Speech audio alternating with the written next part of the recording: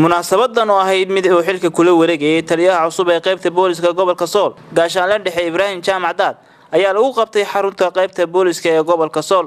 waxaana ka soo qayb galay gudoomiye ku-xigeenka gobolka Sool ahna kusimaha balastaabka gobolka hoggaanka ciidanka birmadka Soomaaliland iyo waliba saraakiisha booliska iyo militariga Soomaaliland ee gobolka Sool ugu horreynna waxaa munaasabadaasi ka hadlay taliyaha cusub ee qaybta booliska gaashaanle dhexe Ibrahim Jaamac Daad isagoo ugu baaqay bulshada ku dhaqan gobolka Sool inay kala shaqeeyaan sugidda ammaanka xilka ee la magacaabay halkan kula wareegay oo ku kalsoonahay waxaan rajeynayaa inaan ku guuleysano wixii naloo diray iyo shaqadayada ciidanka waxaan doonaynaa inuu ka shaqeeyo nabadgelyada amniga gobolka isaga u xil saaran wixii dheeraad ka noqda ciidamo kale iyo hay'ado kale ayaa jooga oo kullayba annaga weydiisan doona wixii aan uga baahano shacabka waxaan doonaynaa oo ka codsananaa inay la shaqeeyaan booliska inay waxa dhibaateynaya iyo waxa nabadgelyo darrada keenaya inay uga soo digaan iyo inay wararka la soo socodsiiyaan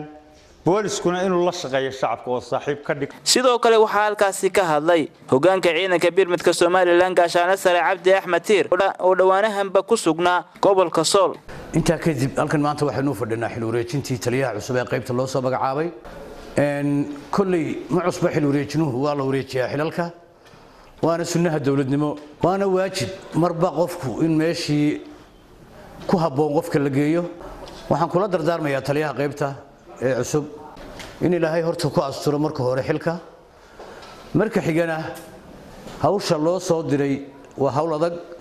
hadii aan gacmaha la haysan oo aan saraakiisha iyo ciidanka iyo taliyaha qaybtu gacmaha haysanna hawshu idin socon mayso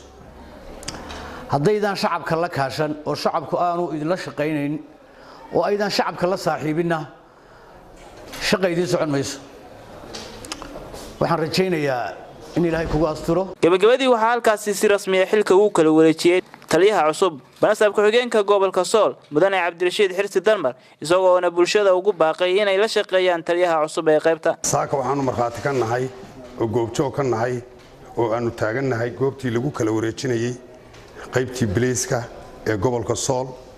saldhigii dhexe oo maxaa la yiraahdaa loo soo magacaabay taliyaha cusub Ibrahim Jaamac Daad waxaan leenahay insha Allah Ilaahay ku fududeeyo xilka lagu magacaabo Mawlid Ali Star TV la saanad